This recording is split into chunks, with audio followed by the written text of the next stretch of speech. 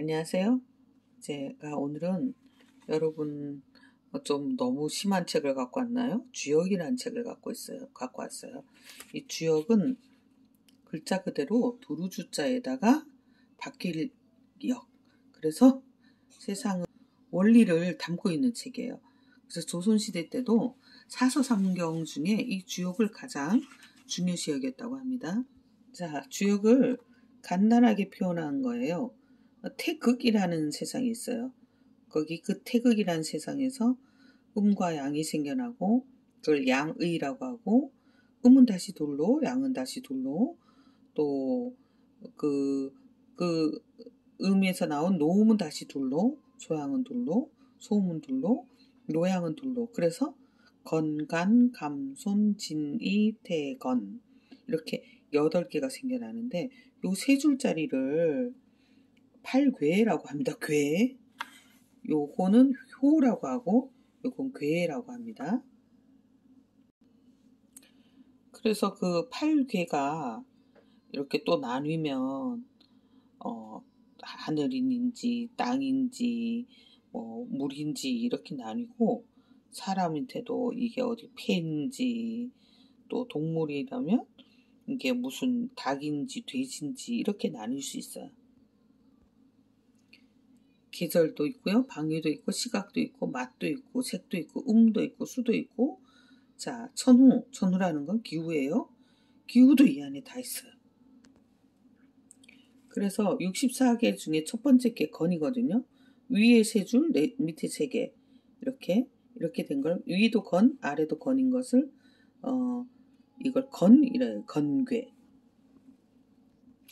64개호의 이름을 보면 건괴, 곤괴, 둔괴, 몽수, 송사, 비 이렇게 얘기합니다. 동인, 대유 이렇게. 끝은 미제로 끝나요. 보시면 이 책이 이렇게 너덜너덜해져서 막 떨어져 있잖아요. 왜 그러냐면 제가 이걸 3번 읽었어요. 공자는 3000번 읽었다는데 겨우 저는 3번 읽었고, 필사하죠. 필사를 어느 겨울방학 때 이제 마음먹고 한번 했어요. 근데 저는 그냥 이걸 필사할 정도고 못 외워요. 근데 저희 아버지 돌아가신 선친께서는 이 64개월을 다 외우시더라고요.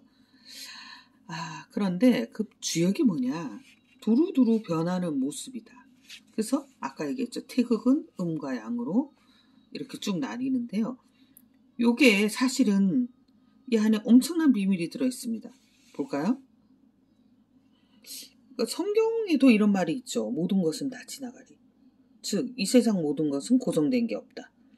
불교에도 인생무상 이런 말들이 있어요.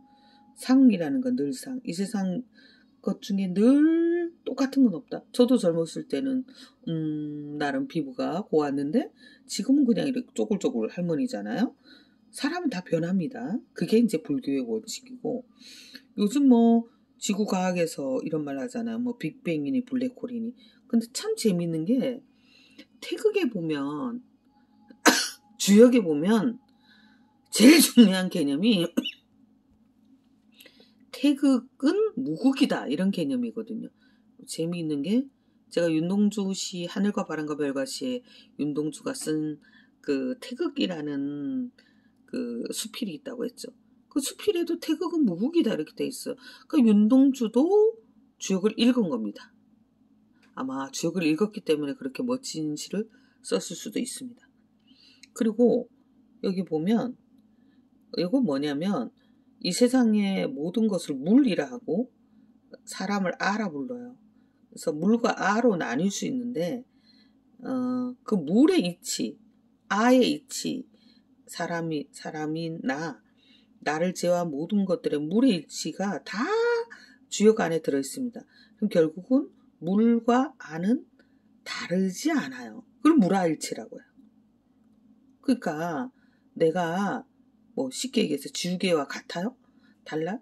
같아요. 지우개도 지워가고 몸이 없어지고 우리도 언젠간 내 몸이 없어진다니까요. 그럼 갈매기하고 나는 같으냐 다르냐? 같을 수 있어요. 갈매기가 푸른 바다를 사랑한다면 나도 푸른 바다를 사랑한다면 같을 수 있거든요. 그래서 지금 이 주역이라는 책에서는 이 세상 모든 것, 그게 별이든 그게 달이든 인간이든 벌레든 공기든 이 세상 모든 것은 다 같은 원리로 움직인다. 그게 바로 뭐냐? 태극이다. 이런 얘기예요. 그래서 우리나라 사람들은 늘 주역을 읽지 않으나 주역의 원리를 머리맡에 두고 있는 거죠. 건, 곤, 감, 니, 음과 양. 근데 여기서 좀 오해를 푸셔야 될 게요. 양은 따뜻한 기운이고 건조하고 좀 밝아요. 이게 남성이에요. 이건 여성. 이게 하늘, 땅. 요거는 해, 이게 달이거든요. 제가 말씀드렸죠. 그래서 음력은 달에, 양력은 해, 이렇잖아요. 그러니까 음양으로 이 세상을 보면 둘로 나뉘는데, 그래서 남자는 하늘이고 여자는 땅이다. 이게 음양의 원리에서, 태극의 원리에서 그렇게 설명한 거예요. 하늘이 있어야 땅이 있고 땅이 있어야 하늘이 있잖아요. 근데 그거를 마치 남존여비 뭐 이렇게 해석을 한 건 현대인들입니다. 옛 어른들이 그런 뜻으로 얘기한 게 아니에요. 해가 음이 양이고 달이 음이듯이 남자는 하늘이고 여자는 땅이다, 이런 뜻이에요. 네. 자, 그런데 사실은 제가 조금 전에 성경도 불경도 얘기했지만 현대 과학에도 태극의 원리, 주역의 원리가 들어가 있어요. 자, 지구과학에서 이러잖아요. 이 세상에 수많은 그 별들이 하늘에 있는 우주가 생겨날 때 빅뱅이라는 일이 생겼대요. 저 태극에 의하면 존재하지 않던 것이 1의 세상이 되고 1이 2가 되고 2가 4가 되고 4가 8이 되고 8이 64가 되는 폭발적인 이런 그 생성이 생겨나거든요. 그게 빅뱅이에요. 그런데 아까 저희가 태극은 무극이라고 했잖아요. 그렇게 왕성하던 것은 어느 날 갑자기 사라집니다.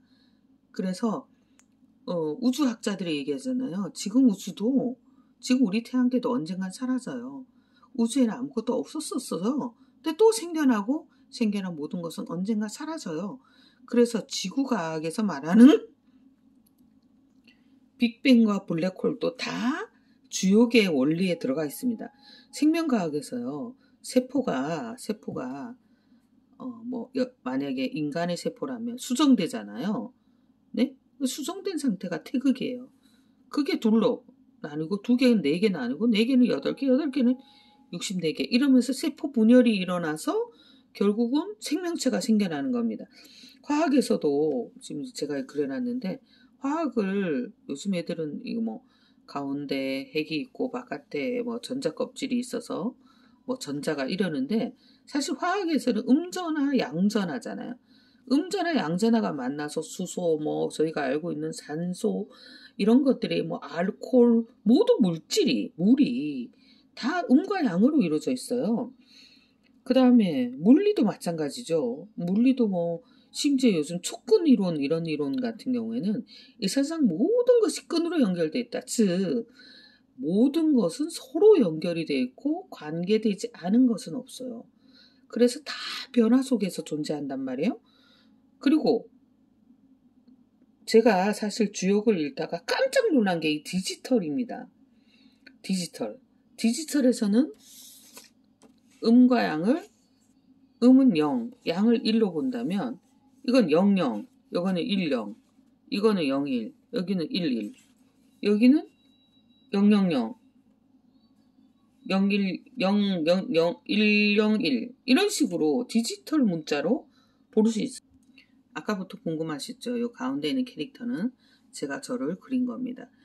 머리는 배추예요. 그리고 제가 새롭게 저희 채널 이름을 시골이죠. 시골에서 매일매일 일상을 소소하게 살아가는 선생이라고 해서 시골우쌤이라고 해서 제가 이제 이거를 푸사로 한번 만들어 봤습니다. 그런데 한글의 창제 원리를 보면요. 한글의 창제 원리도 한글도 보면 기역을 먼저 만들어요.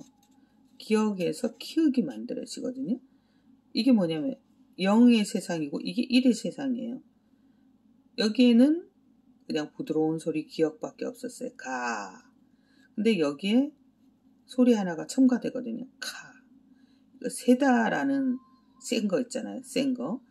세다라는 특징을 넣은 거예요. 그래서 사실은 한글은 디지털 문자입니다. 대단하지 않습니까? 여러분 잘 알다시피 서양에서 금속 활자가 없을 때 우리는 금속 활자를 미리 만들었고 서양에서 나무로 된 배를 타고 다닐 때 우리는 거북선 그러니까 쇠로 만든 배를 만들었단 말이에요. 여러분 아시겠지만 우리나라는 인류 최초의 로켓 기술도 사용했습니다. 신기전이라고요. 그리고 또 한 멀리는 2km 정도까지 날아가던 비격진천례라는 무기도 있었어요. 사실 이 조선시대 때 그런 어마어마한 과학기술 또는 고려시대 때 어마어마한 과학기술을 가능하게 했던 건 바로 이 주역의 원리를 과학에 적용했기 때문입니다. 근데 제가 안타까운 것은 오늘날 우리는 이 주역이라는 책을 읽지 않아요. 어렵기도 하고 뭐 공자도 3,000번 읽었대요. 그래서 뭐 그 책끈이 3번이나 끊어졌대요. 그런데 조선시대 때는 사서삼경 중에 이 주역을 가장 중요시 여겼거든요. 그러면 조선시대 때 학자들은 실학자든 아니 일반 학자들이든 적어도 이 주역의 세상에 대해서 이해를 했다는 거 아닙니까? 근데 지금 우리는 캐캐묵은 옛날 것이라고 또는 중국 책이라고 중국인들도 몰라요. 주역이 누가 썼는지 모른다니까요. 정말 아주 예전에 누군가가 써놓은 거예요. 글쎄 집단이 창작한 건지 어느 훌륭한 개인이 썼는지 어쨌든 몰라요. 우주의 이치를 써놓은 겁니다. 그러면 세상의 이치를 써놓은 거야. 그러면 우리도 그 이치를 이해하려는 노력은 해봐야 되지 않겠나. 그리고 그게 오늘날 과학에 아직까지 이렇게 하잖아요.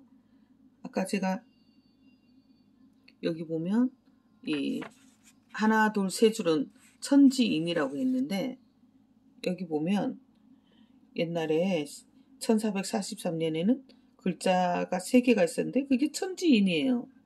네, 이렇게 한글을 만드실 때도 오늘날의 과학에도 어쩌면 불교나 뭐 서양이지만 그 어떤 삶의 이치를 깨달은 모든 자들이 주장하는 것을 기호화해 놓은 것이 주역 아니겠습니까? 그래서 제가 뭐 주역학자들께서 제가 지금 짓거리는 거 보면 아이고 뭐 저런 엉터리가 다 있나 라고 하실지 몰라도 그러니까 그냥 시골 선생 아주 평범한 사람의 입장에서 주역을 보니 이렇더라. 이렇게 제가 오늘 제가 본 제 나름대로 본 주역의 세상에 대해서 여러분과 이야기했습니다. 제가 언제 가능하다면 저의 가장 큰 그 전공이니까요. 그 한글의 창제 원리를 여러분과 함께 나누어 볼 수 있었으면 좋겠습니다. 저희 시고르쌤 채널을 시고르쌤 TV 구독, 좋아요, 알림 설정 해주세요. 무료입니다.